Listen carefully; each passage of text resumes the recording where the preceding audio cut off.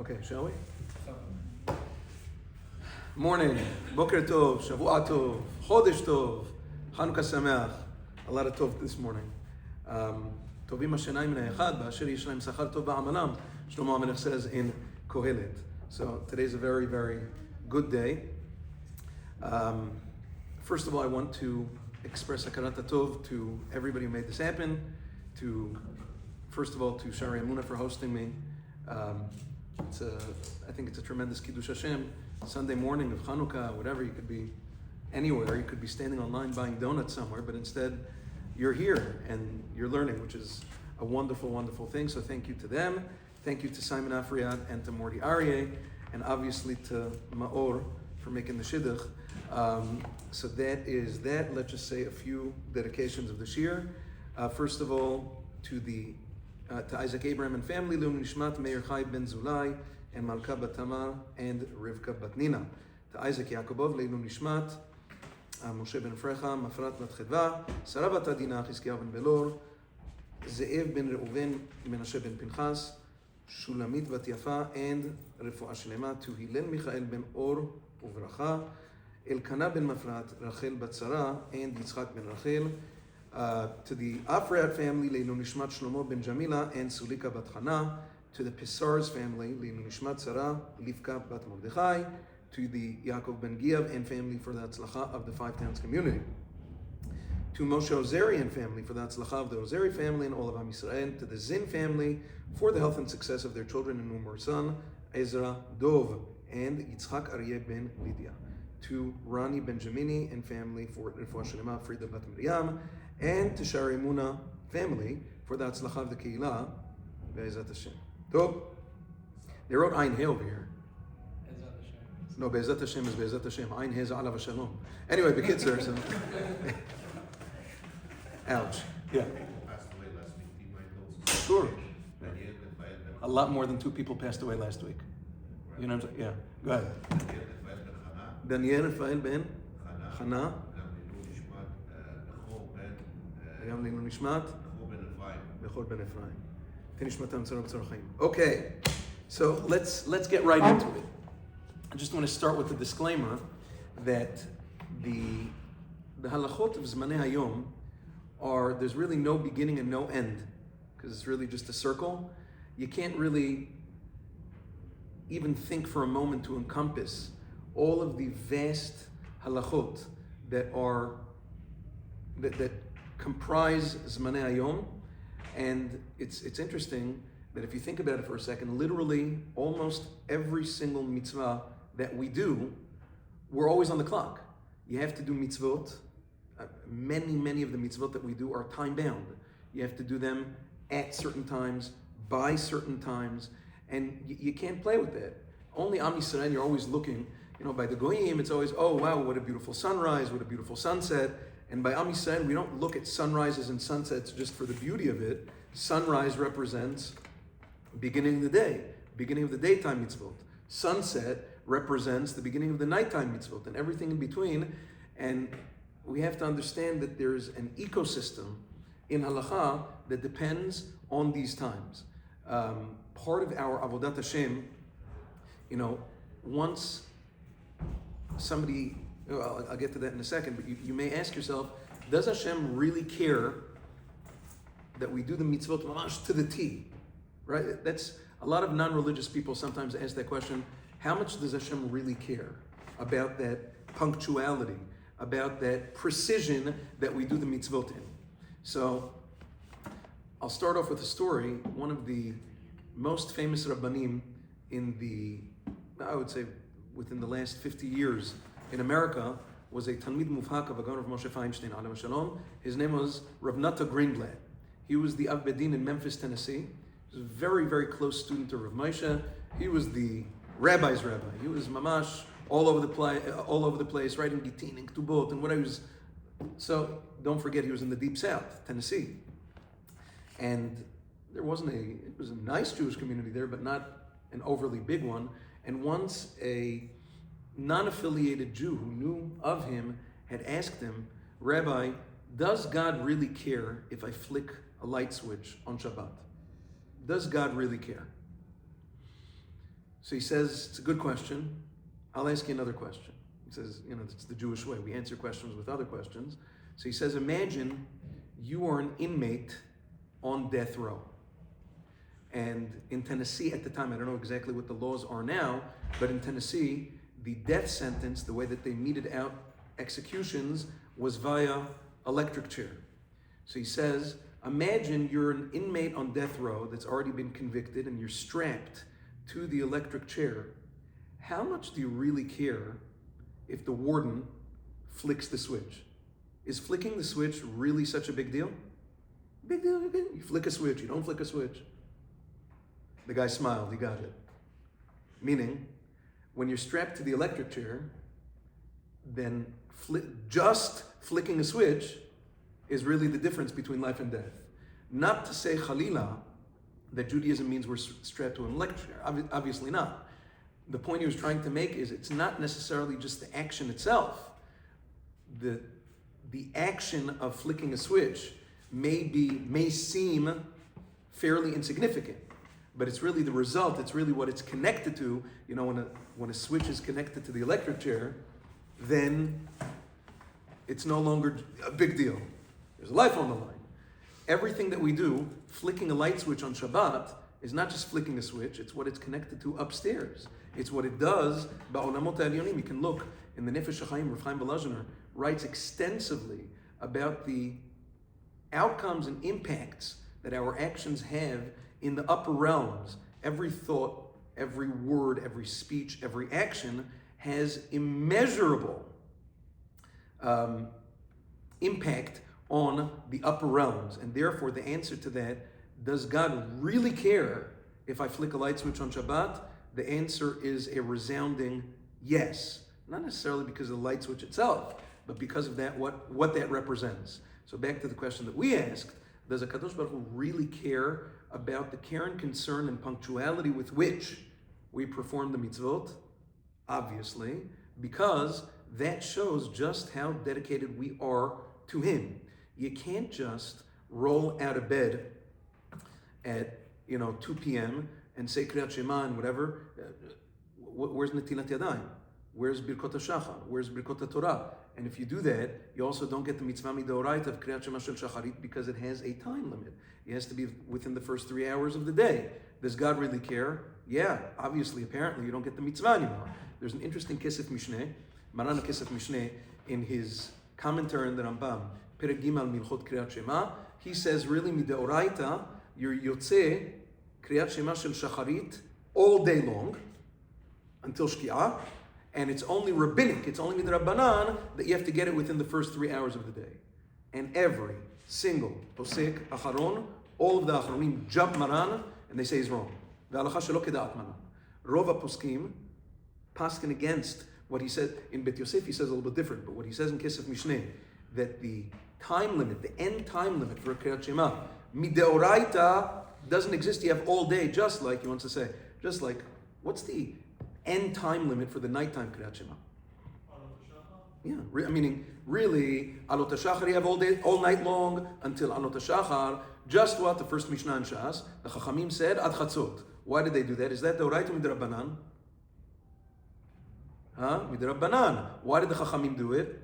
Ela lama amru zmana ad chatzot. Why did they say kedei le'archik ta'adam min ha'avera? In order to distance you from avera, because if you didn't get it by chatzot, chances are that you'll fall asleep, whatever it is, and you'll finish it. But over there, bevadai ubevadai, you got it. That's only midrabbanan. By the way, don't just say it's just midrabbanan. First place in Shas, Berachot Dalet Amud Bet, where the Gemara says, what happens if you don't listen to the Rabbanans? Kol ha'over al divrei chachamim chayav mita. You play games with the chachamim, you're liable for death. The chachamim say, how sometimes people, it's just midrabbanan. Whoa. Careful with those words. It doesn't say if you don't say Kriyat Shema at all, you're chayav mita, but it does say when you mess with the chachamim more. Notice that? The Gemara doesn't say if a person was mevatel Kriyat Shema completely, you didn't do the mitzvah. But nowhere does it say that if you skip Kriyat Shema for a day, you're chayav mita. But if you try to usurp the chachamim, kol ha'over divrei chachamim chayav mita.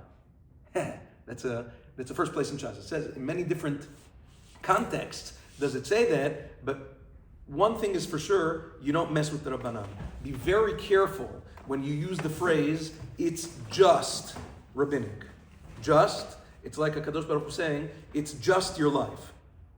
That's the same idea. Now, that being said, Maran Kesef Mishneh says, just like Kriyat Shema Midoraita you have all night long, and Deoraita is at Chatzot, so too, the daytime Kriyat Shema, you have all day long Midoraita, and just what? The Chachamim said you have to finish it by the end of the third hour of the day, and all of the poskim say, what are you talking about? We learn out, B'shochbecha v'kumecha, when we wake up, B'nei Melachim, wake up until the third hour, that's the second Pidduck. The first and second Pidduck in Brachot. In any event, most poskim disagree, and they say be'emet mitzvah deoraita expires at the end of the third hour. Now, in halachic literature, the Shkiyah of Zmanim, of halachic times of the day, which dictate the proper performance of almost all of the mitzvot that we do, shacharit, mincha, arvit, tefillah, kriyat shema, talit, tefillin, all sorts of the daytime mitzvot, the nighttime mitzvot, they are all dictated by proper zemanim, by proper halachic times. Now, it's not just, we don't follow the regular 60-minute, 24-hour clock, because as the Rambam writes, several places in his Pirusha Mishnayot, especially in Brachot and other places, that all of the Zmanei Hayom, when the Chachamim spoke about the hours of the day, it's always talking about sha'ot zimaniyot. It's talking about halachic or seasonal hours, which means, as opposed to referring to 60-minute hours, 24-hour days, we're talking, yes, the day is obviously 24 hours. Now, we have to remember, don't forget, the earth, it's important to know basic earth science in order to understand Zmanei Hayom. Halachic seasonal hours extend and contract based on the length of the day. What does the length of the day depend on? The length of the day or night? It has to do with the position of the sun, or the position of the earth relative to the sun. If I asked you, when is the earth physically closer to the sun? Summer or winter? Naturally, most people would say summer. That's wrong. Really, it depends what hemisphere you're in, but let's talk about us for a second. We're in the northern hemisphere, or above the equator, northern hemisphere, southern hemisphere, under the equator. Very basic earth science. Sometimes you think, yeah, halacha is one thing, and history is another thing, and sciences it's really all together. In order to understand halacha properly, you have to know how HaKadosh Baruch Hu created his world. We are actually in the northern hemisphere. We are physically closer to the sun during the winter months than during the summer months. You know that? It's interesting. The earth does two things. Listen carefully. Earth rotates on its axis and revolves around the sun. By the way, it is almost very, very clear from the Rambam in Hilchot Kiddush HaChodesh that the Rambam believed in the geocentric theory. You know what the geocentric theory is?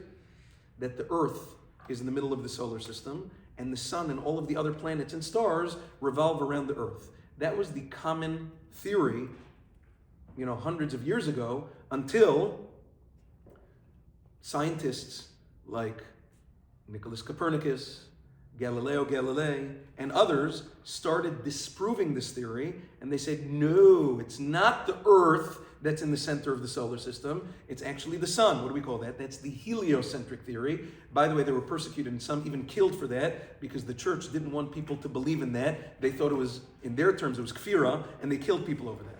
Anyway, in any event, that has since been disproven. Beyond the shadow of a doubt, the sun is in the middle of the solar system. And we, our planet, and all the other planets, revolve around the sun. So can it be that the Rambam is wrong? The Rambam believed in the geocentric theory. What does that mean? So how do you reconcile that? The Rambam writes at the end of Hilchot Kiddush HaChodesh that anything scientific that he speaks about in his halachot, Torah, we know that's one of the Yud Gimel Ikanim, Torah can never change. אני מאמין באמונה שלמה שזאת התורה לא תהיה מוחלפת בשום זמן ועידן חס ושלום. Torah can never change. Science, totally different story. Now it's true, we have to rely on certain scientific ideas and theories in order to formulate halachot. That's true. But he says that the Rambam writes, everything I've gotten from science, I got from the Greeks. But if they are disproven later in their scientific theories, don't hold me to the fire, because scientifically, I was mishu'abad to them. Torah doesn't change. Science changes every 2 minutes. You know all those studies? Eggs are good for you, eggs are bad for you. Coffee's good for you, coffee's bad for you. COVID vaccines, good for you, bad for you, good for you, bad for you. All the time. Science is constantly changing. Torah doesn't change. So that's why it's not a stira on the Rambam. The Rambam wrote himself, he left himself a provision. He says that even if you catch me on something scientific, on Torah, that's a different story. But science can change all the time. Okay, so we've now established that the sun is in the middle of the solar system. The Earth rotates on its axis, which means the Earth spins. How long does it spins 360 degrees? How long does it take the Earth to do that? 24 hours. Every 24 hours, the Earth spins on its axis. Now, besides for the Earth spinning on its axis, as you know, the axes, which are the north and south poles of the globe, are not straight up. The Earth is somewhat tilted. You know that. The Earth is not straight up. It's on a tilt. That's why if you look at the North and the South Pole, they're not exactly aligned with, if you're looking at a globe straight up, it's not true. It's on a tilt, okay? So it's spinning. As it's spinning, Kadosh Baruch Hu Yishtabach Shemo, at the same time, he makes the world, the Earth, revolve around the sun, which means go around the sun like a kafot, like we do during Sukkot and Simchat Torah. The world, the Earth, also does hakafot around the sun. How long does it take the world to do one hakafa? 365 days, which is the solar year. Now, interesting, we are on a tilt. The orbit, which is the circle, the form of the hakafa that the Earth makes around the sun, is not in a perfect circle. You know that. Whereas the Earth is a perfect circle, the orbit that the Earth makes around the sun is not a perfect circle. It's more in the shape of an ellipse. It's an elliptical shape. It's more oval-ish, which means if the orbit that the Earth made around the sun was a perfect circle, we would always be equidistant from the sun, correct? That's not the case. Since the orbit is in an ellipse, which is more like an egg shape, sometimes we'll be closer, sometimes we'll be further. That's why, when are we closer or almost equidistant from the sun?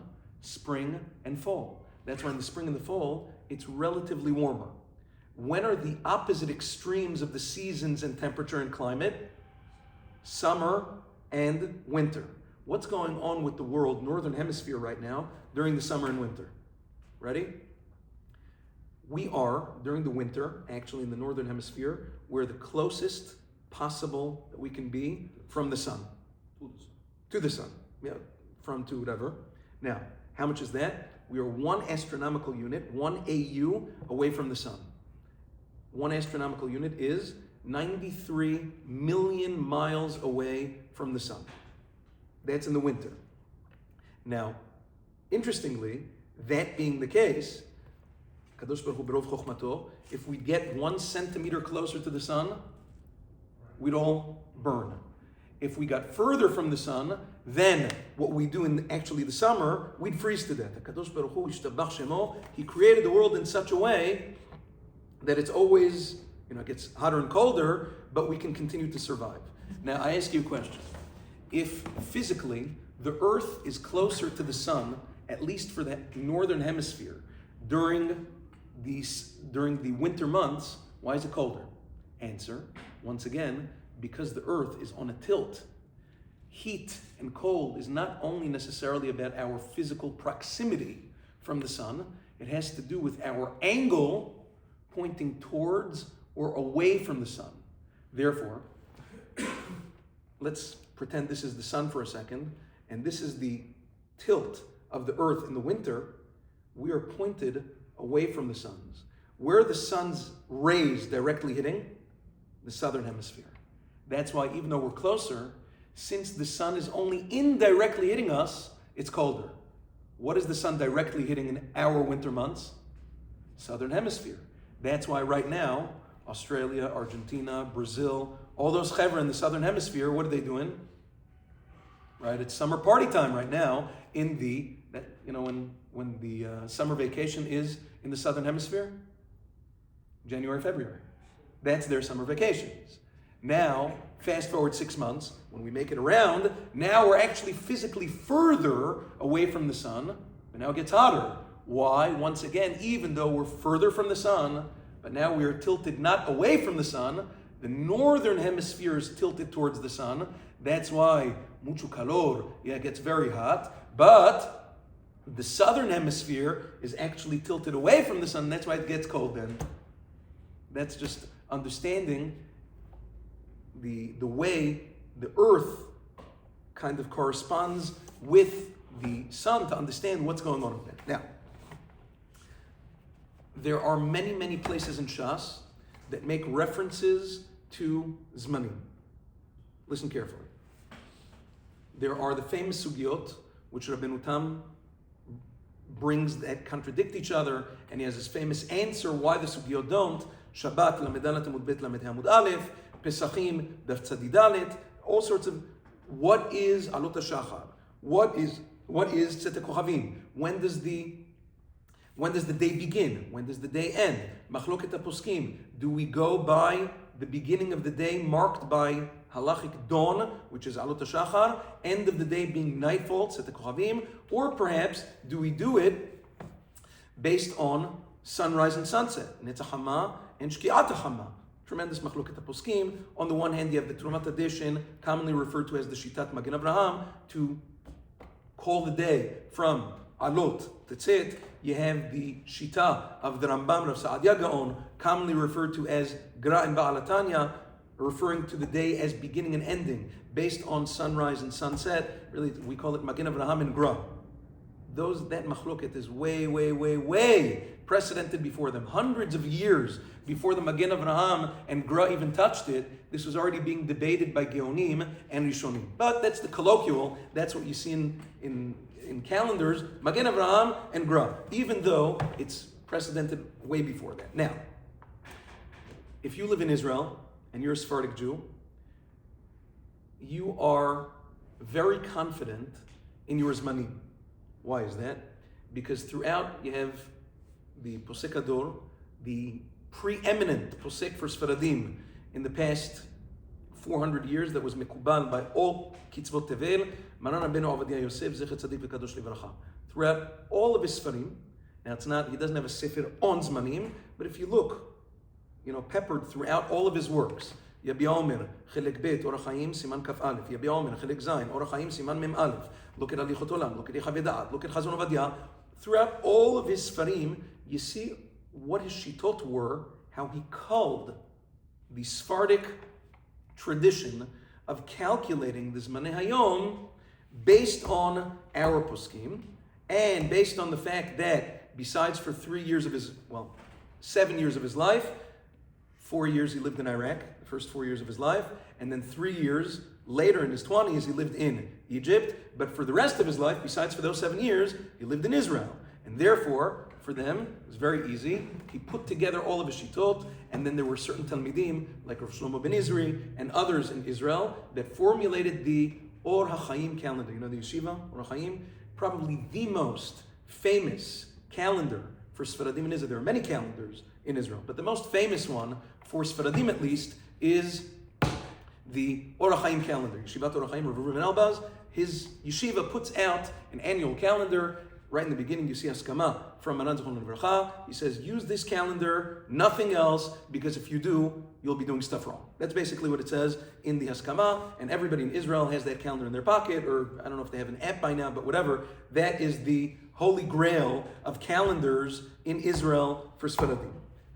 Funny story, Cham Yitzchak said this story over many times in a shiurim, that when they first drafted this calendar, it's very clear. If you look in Yabi'am and Chelek Bet Siman Kaf Aleph, what time is Shabbat over in Israel? Yeah, Shabbat ends in Israel at some point, correct? Now, there could be deviations of a few minutes based on, Haifa to Beersheba. There's a gap in between them. Haifa's further north, Beersheba's further south, Yerushalayim is basically in the middle. a few minutes difference here there. Yerushalayim is mountainous. Haifa is, also a little bit above sea level. There are others that are b'mishor, which is like a plane. A few minute differences here and there. But they asked Maran Zichrono Livracha, what time does Shabbat end? Now, let's put Rabbeinu Tam on the side for a second, even though Maran Zichrono Livracha, his entire life, he wrote a tshuva about how Motzei Shabbat should be Keda'at Rabbeinu Tam. You should be Machmir Keda'at Rabbeinu Tam. And that was the opinion of Maran HaShulchan Aruch in 21 Rishonim, no less than 21 Rishonim, like Rabbeinu Tam. There's a machloket whether that was Da'at Rambam or not. Machloket between Rabbeinu Avraham ben Rambam and the Maral Bach, Rabbeinu Levi ben Chaviv. In any event, that's only a chumrah. Maran Zichrono Livracha holds that Rabbeinu Tam is a chumrah, very worthy chumrah. You should keep Rabbeinu Tam for Motzei Shabbat. You should keep Rabbeinu Tam for Motzei Yom HaKippurim, anything that has skila or karet. However, if you ask him, bottom line, Maran Zichrono Livracha, what time is Shabbat over for the non-Machmir Sephardic Jew in Israel? They asked him that question. When is Shabbat over? He made a calculation. If you look in Shulchan Aruch, Siman Tzaditet, Tzet HaKochavim is Tzet HaKochavim.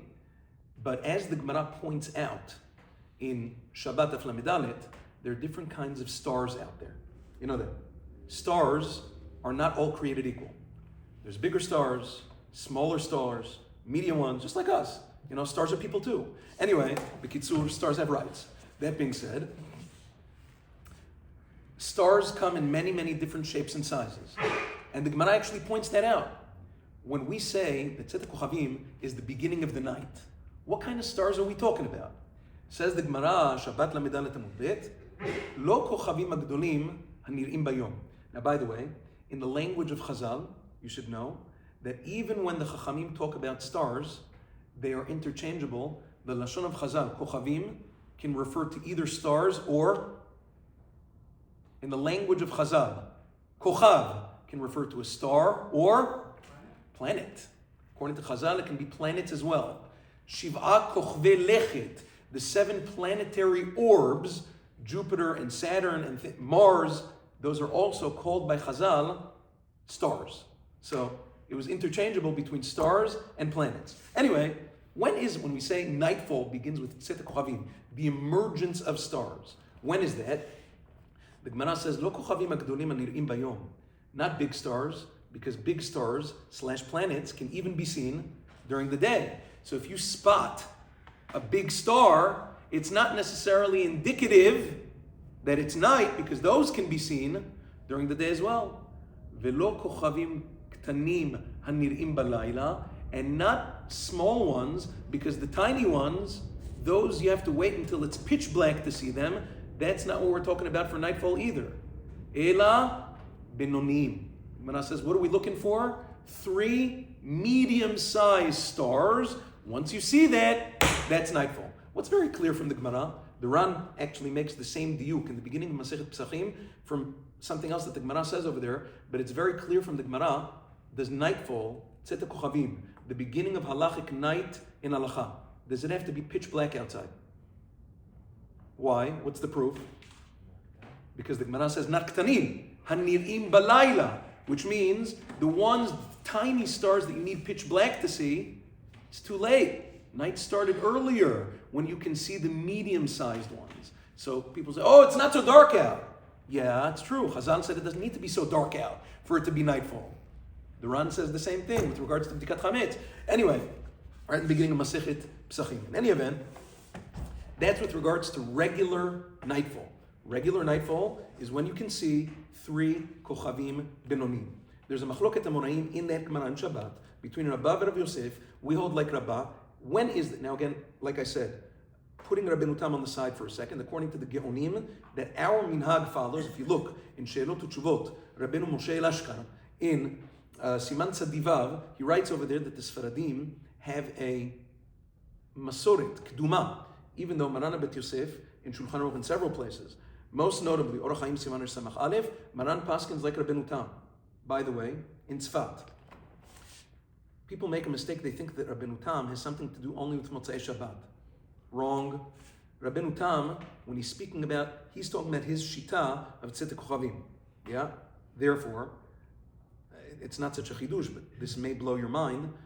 In Tzfat, where Maran was the Mara de Atra, When did they start Shabbat?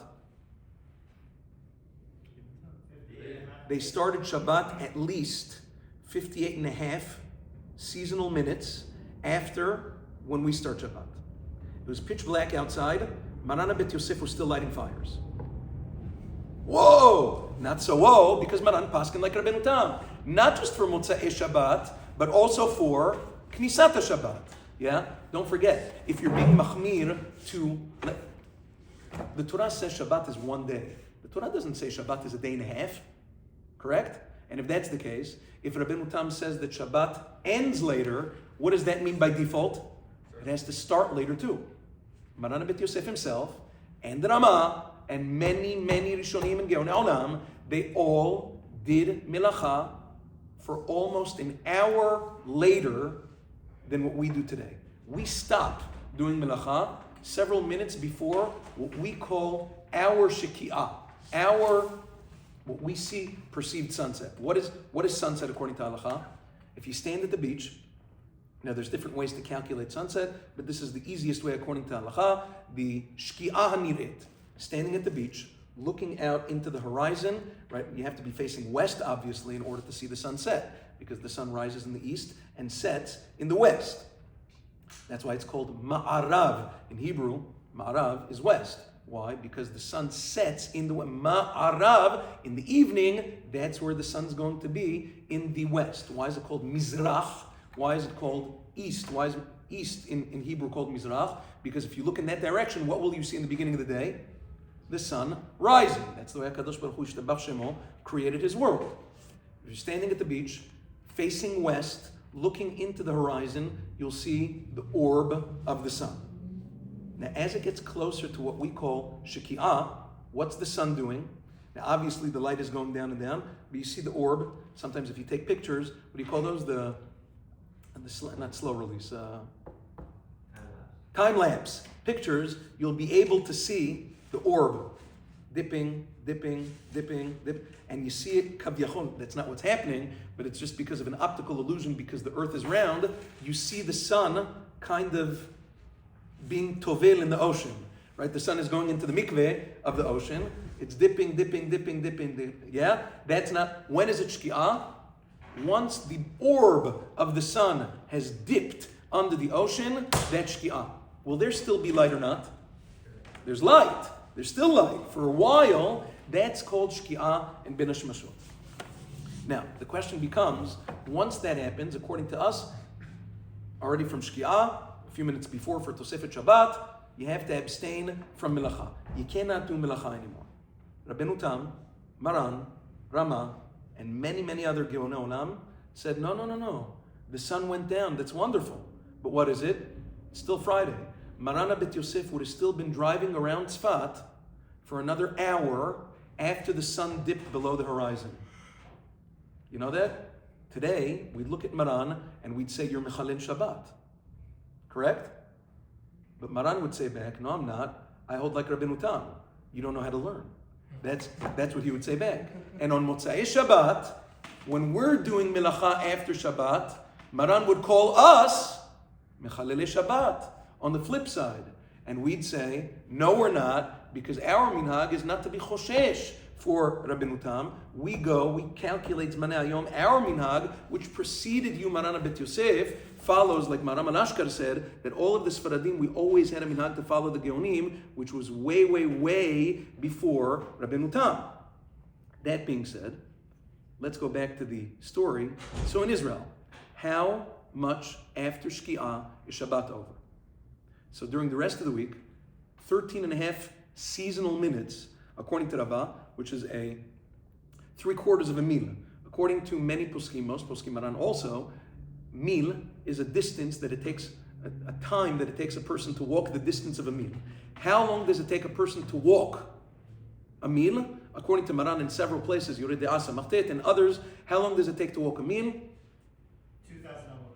Well, 18 minutes. The 2,000 amot, which is 18 minutes. How long? Now, what's 3/4 of 18? 13 and a half. 13 and a half. Therefore, according to Rabbah, who we paskin like, 13 and a half seasonal minutes. When I say seasonal, during the equinoxes, You know what the equinoxes are, right? In the spring and in the fall, there are the autumnal and vernal equinoxes. What that means is that the earth is now perfectly aligned. The sun is perfectly aligned with what? With the equator, which is going to make the day and the night be exactly 12 hours. That's what we call a perfect halachic day. 12 hours are going to have, now meaning the day is going to have exactly 12 hours, the night is going to have exactly 12 hours. That happens twice a year. Once in the spring, once in the fall. That's what the Gemara calls Yomei Nisan v'Yomei Tishri. Nisan, spring. Tishri, fall. Happens twice a year. What happens in the summer after Pesach passes? What happens to the day? Elongates. What happens in the fall after Sukkot passes? The days shorten. Whatever you do to the day, now the opposite happens to the night. If you elongate the day, because don't forget, the day is only 24 hours. If you elongate the day, the night's got to be shorter. If you shorten the day, the night has to be longer. That's why during the winter, Shkiyah is very early. Very long nights during the winter. By the way, why did HaKadosh Baruch Hu give us such long nights during the winter? Gemara says, to learn Torah. That's why. End work earlier, come home, the world sleeps, you learn. The Gemara says in Masechet Eruvin, La'ivrei sihara ela legirsa. Sihara is the moon. You know why HaKadosh Baruch Hu created night? Not to sleep. You could have slept during the day. You know why Hashem created night? For other people to sleep so that you can learn. I like that. That's why there's night. For others to sleep, so that now nobody bothers you, there's no work, there's no, everybody went to sleep already. Now you can learn b'sheket. It's an interesting thing. Mikol Makom, in Israel, 13 and a half minutes seasonal after Shkiyah is nighttime, is nightfall during the week, even though, can I ask you a question? In Israel, 13 and a half minutes after Shkiyah, which we consider nightfall, is there light outside, yes or no? Absolutely. Absolutely. Which means, like we proved before already, does it need to be pitch dark for it to be night in halacha? No. Okay? Now, what about Shabbat? Can we do the same thing for Motzai Shabbat? 13 and a half seasonal minutes after Shkiyah, Motzai Shabbat. Maran Zichron Bracha writes, not so good. Why? He says, no, you have stars. But Shulchan Aruch says in Siman Resh Tzaditet, for Motzai Shabbat, you need different kinds of stars. Motzai Shabbat, there's a halacha that you have to be Mosif Mechol HaKodesh. You have to add on from some of the mundane to the Kedusha of Shabbat. Ben biknisato, ben bitziato. When Shabbat enters and when Shabbat exits. You can't mamash do melacha right when Shabbat exits. You got to give it a few minutes, a little bit longer to be Mosif Mechol HaKodesh. Okay? Now, how long? How long do I have to be Mosif? There's not really a shiur. But Maran Zichron Bracha says as follows. He writes this in the Biyomim. How long should we add? According to the Rambam, which is a more machmir shita, I told you, how long does it take to walk a mila? According to Maran, 18 minutes. According to the Rambam, 24. The Rambam has a different calculation. He says it takes 24 minutes to walk a mila. Okay, what's 3/4 of 24? 18. Yeah, good. Now, this thing with the stars and the elongation of Ben Hashmashot, which is twilight, the amount of time between Shkiyah and Tzet Kochavim, that's only according to Rabbi Yehuda. According to Rabbi Yosef in the Gemara in Shabbat, the halacha is Ben Hashmashot Ke'eref Ayin. Happens instantaneously, but only after Rabbi Yehuda's Ben Hashmashot passes. Therefore, in order to compensate for all of these opinions, the Rambam's Mil, Rabbi Yosef, and others, Maran Zichron Bracha says, you know how much you have to wait in Israel on Motzai Shabbat in order for Shabbat to be over? 20 minutes, all year long. Count 20 minutes after sunset in Israel. He says that's a chumrah. It's adding on more than we need to, but all year long, 20 regular minutes. After Shkiyah, Shabbat is over. And he told Orach Chaim, write that in your calendar. The Talmidim who were putting together the calendar, they said, Rabbeinu, if we write that, people are going to think we're nuts. They're going to think we're too mekel, and nobody's going to buy the calendar. even though he proved beyond the shadow of a doubt, according to all the poskim, 20 minutes is daivotiv. Plenty of time in Israel. In the winter, and even in the summer, 20 minutes is enough. But they said nobody's going to buy it. They're going to think we're goyim. So what are we going to do? So he thought for a second. He says, okay. You know what? Do 30 minutes. Push it off another 10 minutes. Halachically completely unnecessary. He said, write 30 minutes for Motzai Shabbat in the calendar, not because of halacha, because of? Minhag. Not minhag? Sales. Because they would think that you're too makel and nobody would buy the calendar. So he said, write 30 minutes. But 30 minutes is unnecessary. He writes 20 minutes in Israel, Shabbat is over. 30 is already, kadosh. Rabbeinu Tam is another thing now. Huh? What? Because in 20 regular, you've already taken care of everything you need zmaniyot-wise.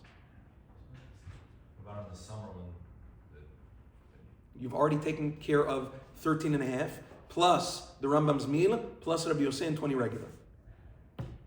But he says, you know what? Just because they're not going to get it, then he says, you know something? Write 30. And that's what they do in Israel today. That's what they put in the Ashkenazim, wait a little bit longer. But in Israel, if you're not doing Rabbeinu Tam, so I ask you again, what are people in Israel, Sephardim, who follow Maran Zichrono Bracha, when, and they're not being machmir keda'at Rabbeinu Tam, when are they being motzi Shabbat in Israel? 30 minutes after Shkiyah. Zil. Okay. Now, so too, all of the other Zmanei Hayom that we have, if you look, in Rav Yitzchak likes to say that, we live in a generation, in previous generations, people were looking for kulot. Today, if you market too many kulot, nobody's going to listen to you because they're looking for chumrot. It's an interesting generation, you know what I'm saying? For whatever, unless you're me. I have people think that I'm a hotline, 1-800 dial a heter. You know what I'm saying? all sorts of different things. Okay, whatever. So, if you look in the Sfarim of Maran Zichrono Bracha, all of the Zmanim are very clear.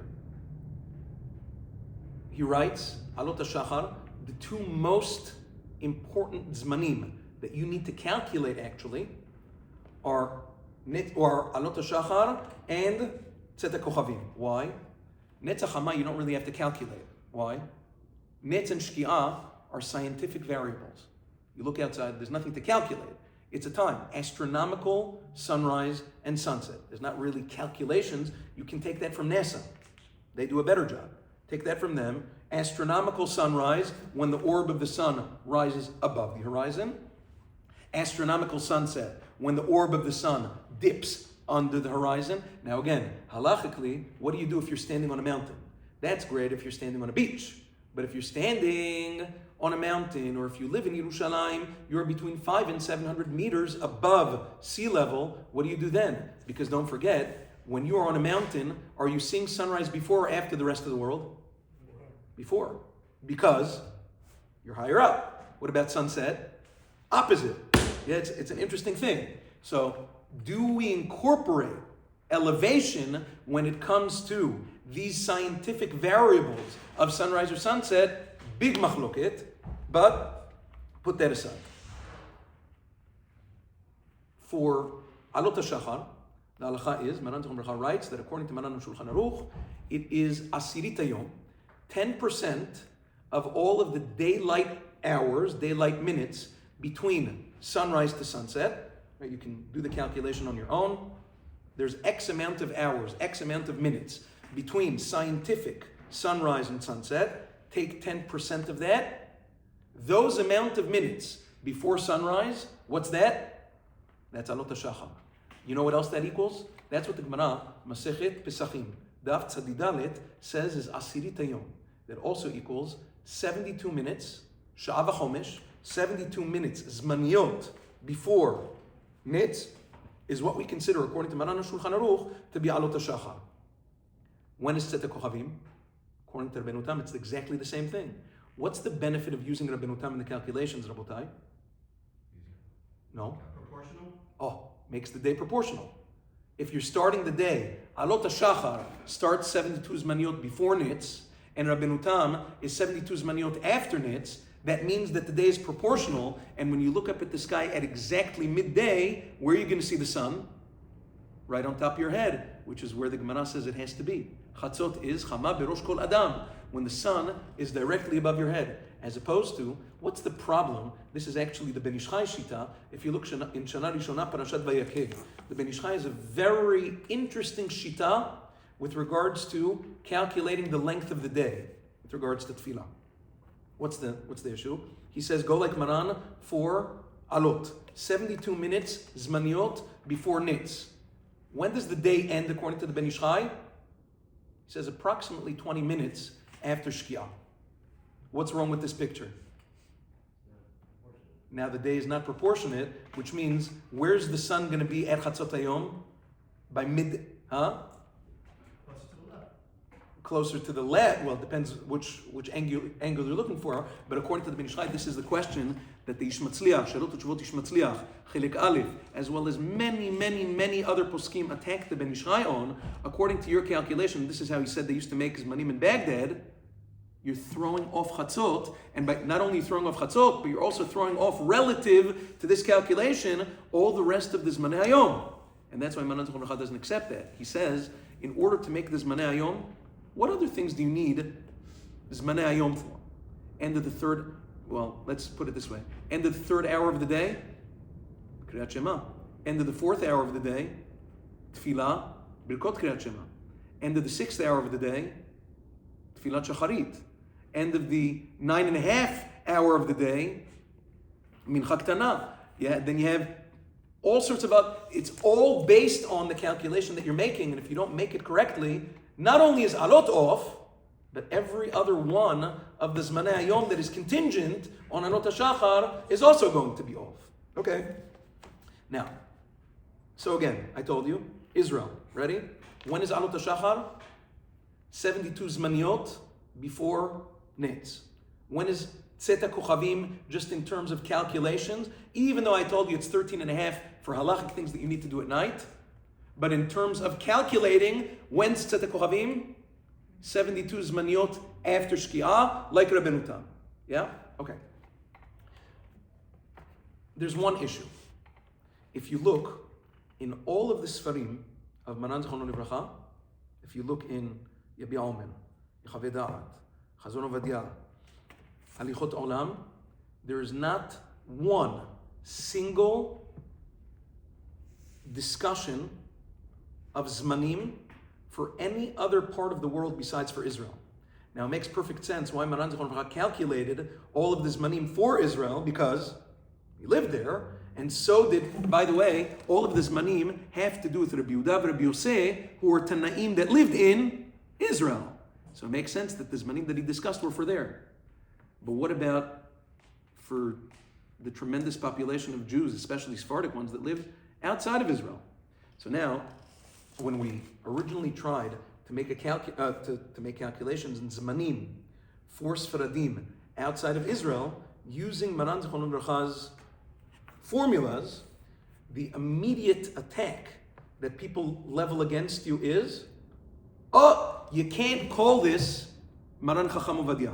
Why? Because he was only talking about Israel. He wasn't talking about New York, wasn't talking about Europe, wasn't talking about anywhere else. He was only talking about Israel. And therefore, you must be wrong. Okay. That argument is 10% accurate, 90% shtuyot. And I'll explain to you where I got those numbers from. 10% accurate is, it's true. There is no there's no explicit mention in the Sfarim of Maran Zechon Livracha how to work out the calendar outside of Israel. That'll give you. The 90% shtuyot is what? Okay, when you answer back to the person, you're right. You're right. Maran Zechon Livracha never explicitly spoke about New York. Have it your way. So now, we're not in Israel, we're in New York, and according to you, and I agree, Maran Zechon Livracha didn't explicitly speak about it. So what do we do? What's your alternative? What do you bring into the table? Ball's in your court now. I'll be silent. What are we going to do? Oh, well, that's one answer. There's a few answers that people give. What? Rav Moshe? That's a good one. There's Tshuvot and Grot Moshe, which we'll speak about momentarily. Or, what else? Maybe Syrian calendars for Brooklyn? Yeah? Somebody's got to, yeah? Now, let me explain to you, before we get to the actual poskim, what the issue with this thought process is. It's true that Sfaradim have not been in New York for a very long time. You know the first Sfaradim who actually came here in the 1600s to Providence, Rhode Island, built the Turo Synagogue, whatever, the Spanish Portuguese, they're gone. It's not. The community of Sfaradim that's here in the United States the longest is whom? Syrians. They're here since the early 1900s. Other communities, almost every other community, Sephardic community in the United States, when did they get here? 70s, 80s, 90s, and beyond. So is it safe to say that we're not in the tri-state area or the rest of the United States for more than 100 years? Yes? Okay. Now, let me ask you a question. That's true. But how long, now answer this question very carefully. How long have Sfaradim been in Chutz La'aretz for? Outside of Israel. How long have Sfaradim lived outside of Israel for?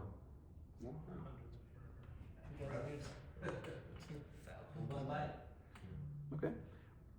The Beit HaMikdash, the second Beit HaMikdash, was destroyed 1,957 years ago, according to not Shitat Rambam, the other Shitot.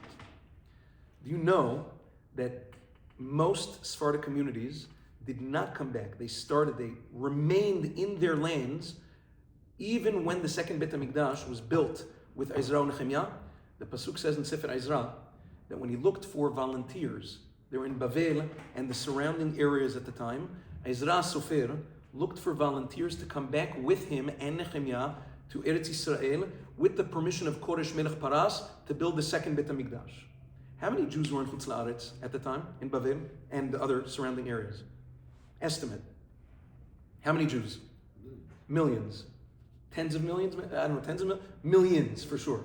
How many Jews came back with Ezra Sofer to build Beit Sheni? How many Jews?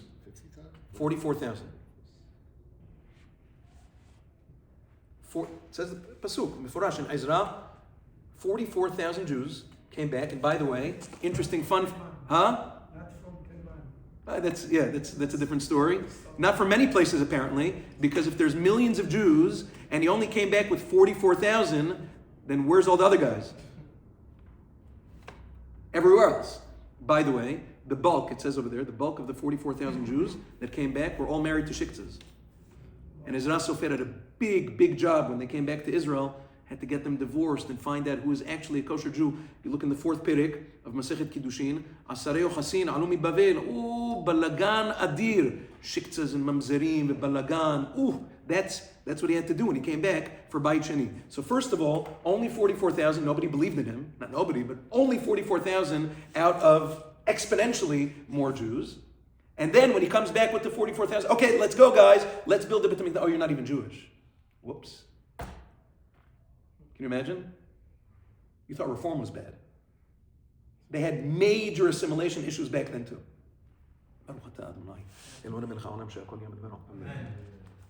What am I trying to prove with all this, Rabotai?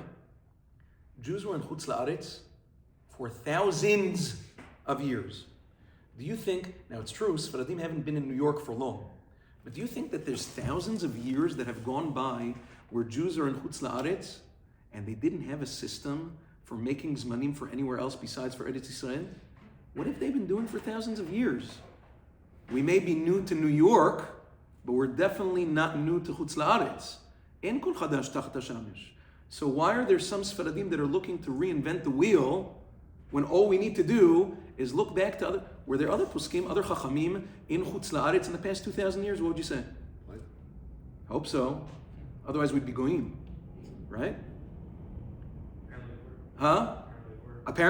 Well, some of us. Anyway, he writes over there, Israel had a big balagan to be mevared the yochasin of people who came back. They had to ship the shiktzas back to Bavel. Balagan gadol. Anyway, so now I ask you a question. Instead of, we'll deal with, time is short, but we'll deal with Rav Moshe momentarily. Rav Moshe actually does speak about Zmanei Hayom. He talks about it in terms of Tzet Kochavim, really, but most of the calendars, we'll call it the Zmanim calendars, that are on the market, free, paid for, whatever it is, in the tri-state area, they are all somewhat based, or fully based, on Rav Moshe Feinstein, Alav Shalom, and other such poskei Ashkenaz, Rav Tukachinsky, and other Chachmei Ashkenaz. Not one is based on the mesorah of Maran Zichrono Livracha. What are you going to tell me? Hey, wait a second, let's go back to what we said. Maran Zichrono Livracha doesn't explicitly tell us what to do in Chutz La'aretz. Answer to that, but based on when you read his Sfarim, you have to read between the lines also the body language. The poskim that he keeps on quoting all the time. The chief poskei Sfarad that talked about Zmanim were three. The three big ones. Kadmonim. They were Pri Chadash, Rabbeinu Shkiyah de Silwa. His yahrzeit was a few days ago, Kaf Vav Bekislev. He has a sefer called Kuntres de Beshimshe. Another one was Rav Bet David, Agaon Rabbeinu Yosef David, and the third was the Minchat Kohen. Minchat Kohen was Agaon Rabbeinu Avraham Pimentil. Stop.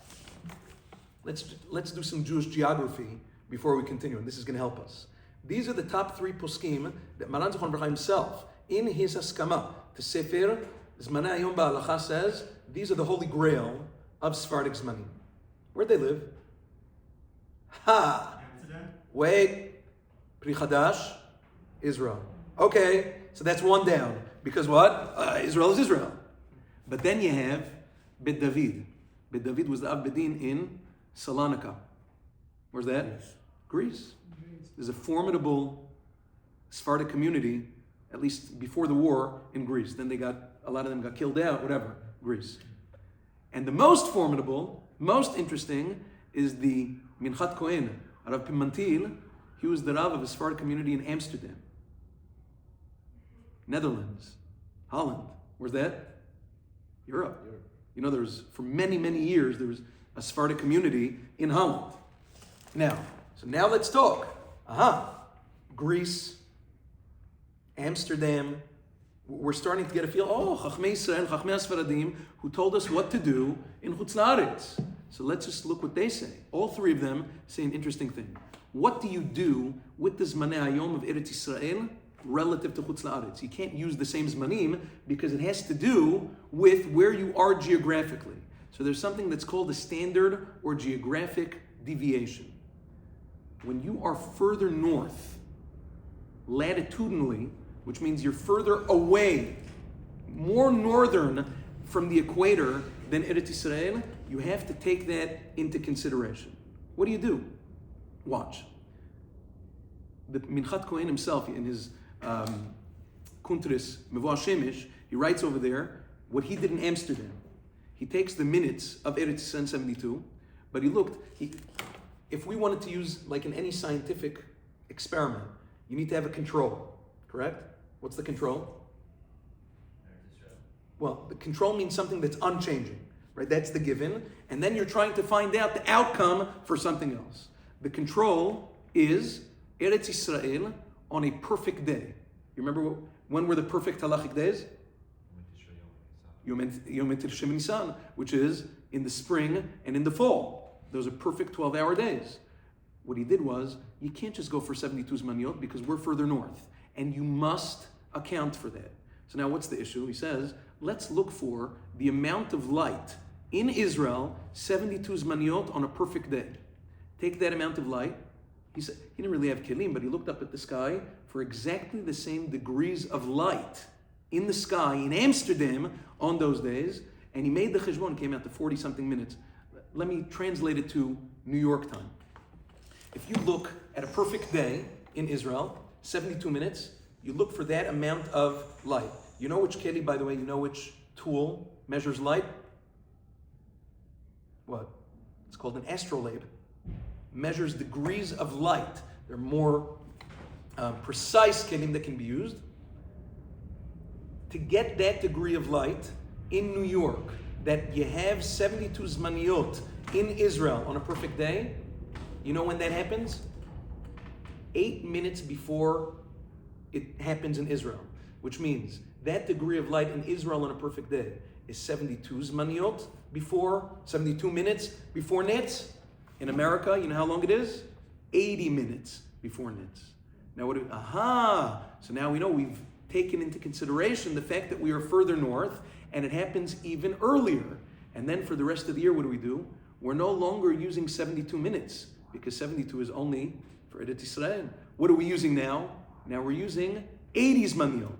80 on a perfect day, shorter during the winter, longer during the summer, but we're using 80 as our vantage point and then doing exactly the same thing by Tzet HaKochavim in order to make the day consistent, but that's what we're doing.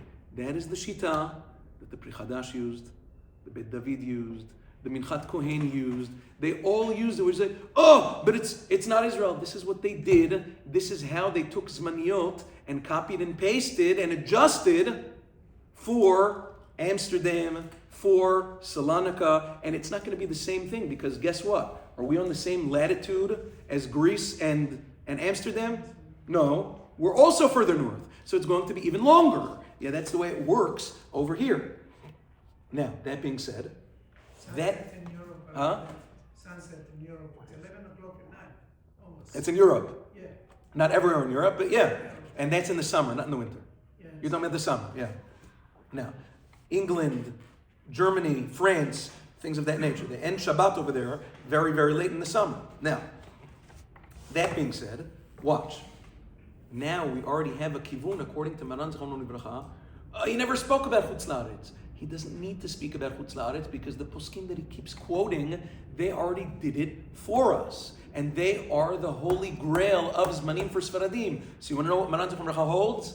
That's what he holds. The poskim that he quotes and he uses them for Eretz Yisrael, those poskim themselves lived in Chutz La'aretz. So why reinvent the wheel? Now let me ask you a question. When does Rav Moshe say Tzet HaKochavim is? I know Eilam is restless. I'm going to end. When is Tzet HaKochavim according to Rav Moshe in Chutz La'aretz? Watch what he did. There's a tshuva, Igrot Moshe, Or HaChaim Chelek Dalet, Siman Samach Bet. Rav Moshe says, in Europe they used to keep Rabbeinu Tam, 72 minutes. He says in America, he also used degrees of light. I remember the degree of darkness of Rabbeinu Tam 72 minutes after Shkiyah. In Europe, he says, I look up at the sky. He experimented on this. He says he did it 3 places. New York City. Rav Moshe lived on FDR Drive. He says, I did in New York City. I did in upstate New York and 1 place in New Jersey also. And he says, I believe that it applies in other cities around the continental United States as well. I look up at the sky 50 minutes after Shkiyah, and it's as dark and full of stars as it was in Europe 72 minutes later. Which means, according to Rav Moshe, what happens in America? Darkness and emergence of stars happens quicker than in Europe. Rav Moshe lived in White Russia, in Luban, which is in Belarus at the time. He says what took in Belarus 72 minutes to get that dark, in New York takes 50 minutes, which according to Rabbeinu Tam, which according to Rav Moshe says Rabbeinu Tam really is 50 regular minutes after got shortened. Okay. Don't forget, Geonim are always relative to Rabbeinu Tam. Darkness in Tzet HaKochavim that takes Rabbeinu Tam 72 minutes to happen, according to the Geonim, takes how long to happen? 13 and a half. Rabbeinu Tam talks about 4 minim. Geonim are 3/4 of 1. Rabbeinu Tam 72 minutes. Geonim 13 and a half. So it's all relative. So now ask Rav Moshe. He says Meforash. If Rabbeinu Tam in New York, Rav Moshe, is 50 minutes after Shkiyah, when is Geonim? If it's all relative, do it. Make the cheshbon. If Rabbeinu Tam is 4 milim in 50 minutes, 3/4 of 1 mil would come out to 9.375 minutes, according to the Geonim in New York. Less than 10 minutes. Now, Rav Moshe says, it's a longer tshuva, he says it's best to keep Rabbeinu Tam 50 is okay, 72 is better. Bottom of the barrel is when you have Rov HaTzdadim is 41 minutes. Once you're already at the 41-minute mark, you have Rov HaTzdadim. But that's all according to Rav Moshe. He says the Kabbalah in Europe, their tradition was they didn't have a psak between the Geonim and Rabbeinu Tam. They never did.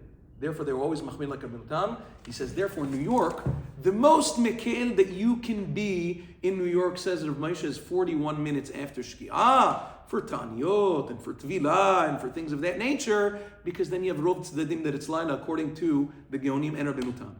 If you came to Rav Moshe and you asked him, Rav Moshe, we are Sephardim. We do not poskim like Rabbeinu Tam.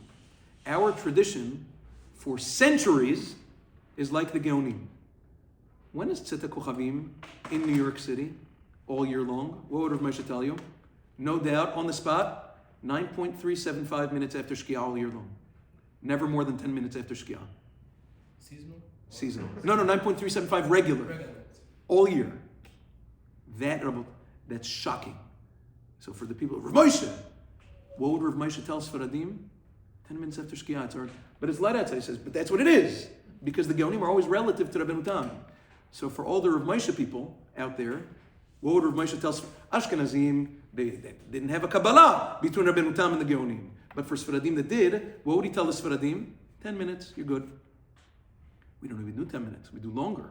Because we do 13 and a half Zmaniot, adjusted because we're further north, v'chule, v'chule, v'chule, v'chule. So actually we're even more machmir than Rav Moshe. How's that? Ouch. Yeah, that's number one mic drop. Number two is that why are Sephardim, people say, the Mara D'Asra of New York was Rav Moshe, which is true. Yeah, he was the Amud Ha'orah for New York. But can I ask you, when Sephardim came to America and specifically to New York, are Sephardim now bound by all of Rav Moshe's psakim in every area of halacha? Yes or no? Why? If he's Mara D'Atra, then you have to accept everything he says in halacha. Do Sephardim do everything Rav Moshe says with regards to Ilchot Shabbat? Any other halachot? So why are they latching on so strong to the Zmanim? Rav Moshe is only the Mara D'Atra for Zmanim? He's not Mara D'Atra for anything else? What happened? When he said, but he's Mara D'Atra. No, that's not true. If he's Mara D'Atra, then you're bound by all of his halachot. You can't use platas. You can't, all of the things that we enjoy, you can't do that anymore. So what happened to that? Selective Mara D'Atra? How does that work in halacha? Restaurants. Huh? Restaurants. What's restaurants? Eating at restaurants. All sorts of different things. So it's selective. How does that work? Rather, halachically. I'm asking you, halacha u'ma'aseh. Sephardim come from wherever lands they came from to New York. Are we bound by all of the psakim of a Gaon or Moshe Feinstein? Yes or no? No. Why not? Huh?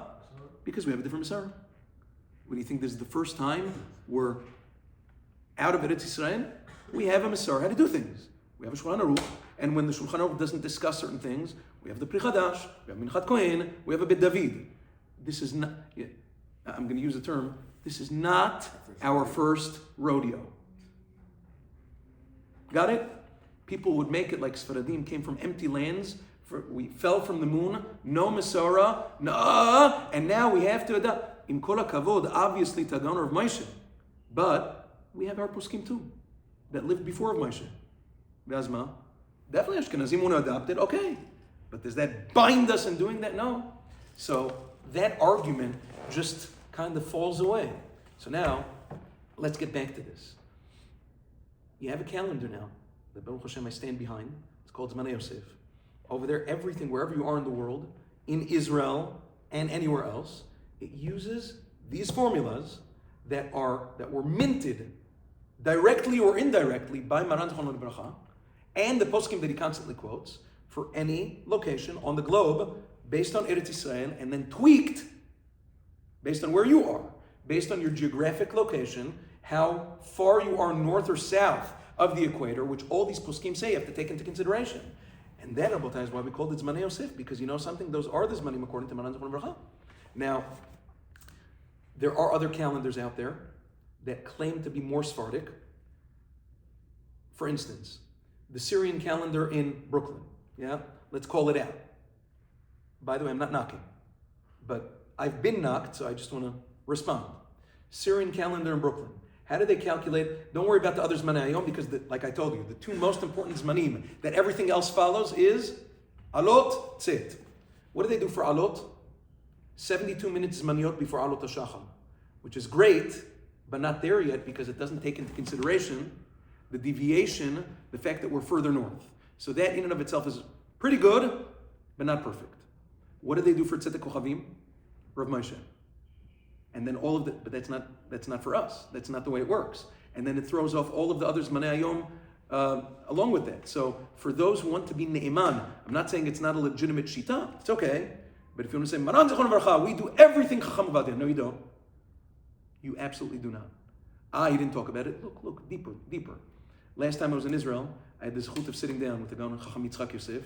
I showed him everything, all of the formulas, everything we did. He says, that's true. There is no calendar besides for Zmanei Yosef in America that has accurate Zmanim and formulas for Sfaradim as per the rulings and directives of Maran Zechron V'Bracha. Period, dot, end of story. Not my Zmanim, and not the Syrian one in Brooklyn, and not all of the other things. What do you get? Since when did all of these other... But my Zmanim wrote it, but the Syrian calendar wrote it. Okay. Halacha is not paskind by my Zmanim. Halacha is not paskind by the Syrian calendar in Brooklyn. Halacha is paskind based on our mesorah in the poskim that we've discussed. It's a much, much longer discussion. Chacham Yitzchak said this is the mitzvah. Publicize it in all of Chutz La'aretz. This is what my father would have said. This is what my father would have wanted. This is it. Anihu v'lo acher. Only this. This is the one. Why? Because this is the one that's ne'eman according to Maran Zechron V'Bracha. What's wrong with following other calendars? You'll have zmanim that are off according to our mesorah. You'll be starting a fast, maybe too late. On a fast day, our Alot HaShachar is X. In the summer, it's worse. Their Alot HaShachar is Y. Say, I'll do that one. I'll make it tonight before I go to sleep. I'll wake up and eat. You're eating on the fast day, according to us. Congratulations. Huh? Sometimes Shkiyah is different on my Zmanim and your calendar. Shkiyah? No, it's not. A minute here or there because they're seconds. What are you supposed to do? We don't take, you know what I'm saying? It's not, Chazal also didn't use seconds. Chazal didn't have watches. What'd they do? They looked up at the sky. They end the fast so much later also. Ending fast so much later. All sorts of different things. And these are things that are based on Maran Zechron V'Bracha. Te'anut nafshotechem, it says once a year. Rak b'yom HaKippurim. The rest of the fast, you don't have to do that. And all sorts of different Zmanim also. Zman Kriyat Shema, everything can be skewed, everything can be off because a person is not willing to take an honest look in the mirror and say, am I willing to stomach my own poskim or am I going to be ashamed of my own heritage? You know what? We're probably not that intelligent. We have to look elsewhere because we must have fallen from the moon and we had no chachamim of our own to tell us what to do in Chutz La'aretz, right? Because we've been rabbi-less for 2,000 years in the Galut, right? Zero chachamim that spoke about anything of the sort in over 2,000 years of Galut, right? That's what you think of your fathers? That's what you think of your Rabbanim? That's what you think? That you fell from the moon and you have no masoret? What does that mean? Oh, it's an affront to Rav Moshe. It's insulting to... What insulting to Rav Moshe? What are you talking about? Rav Moshe has his psakim, just like any other legitimate machloket ba'alacha, it's fine. You're not, anytime you have your own minhag, your own psak halacha that doesn't follow Rav Moshe, that's insulting to Rav Moshe. It doesn't mean shtiyot. What kind of shtiyot is that? This is halacha, this is Torah, that's how we learn. What's the downside? Everything. What time does my Zmanim say is Tzedek Kochavim tonight? Tonight is Zot Chanukah. Yeah, tonight is Zot Chanukah. What time is Tzedek Kochavim my Zmanim? Tell me. No, don't download that. I already have it. 5:17. Okay, he's quick. 5:17. Okay. Maor, what time is our Tzedek Kochavim tonight? 4:43. 4:43. Now, 40. Okay, whatever. A minute. Whatever. We're in the same seat. Mabaya. Okay, so what's the big deal? Just wait until later. Just wait until 5:17. Mabaya. Mabaya. You're missing the Rambam. According to the Rambam, you wait for my Zmanim and you're Sfaradi. You're missing that half hour. You're Barchan Zvatala and you're not Yotzei the Mitzvah. We don't paskin like that Rambam. That's true. Maran doesn't paskin like it, but the Rambam paskins like the Rambam. So people keep on asking, what's the downside? You know what the downside is? Everything. Everything. Don't be ashamed of your poskim. Don't be ashamed of your heritage and your mesorah. It's rich. It's beautiful. It's maleh vegadush b'torah ve'halacha ve'mesorah.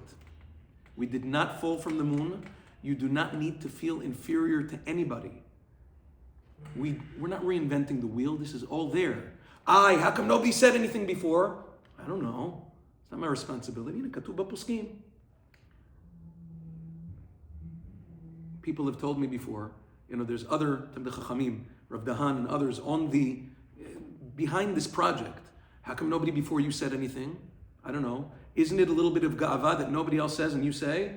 No, because we're just reading their poskim and applying it to New York. Is that considered ga'ava? I don't think so.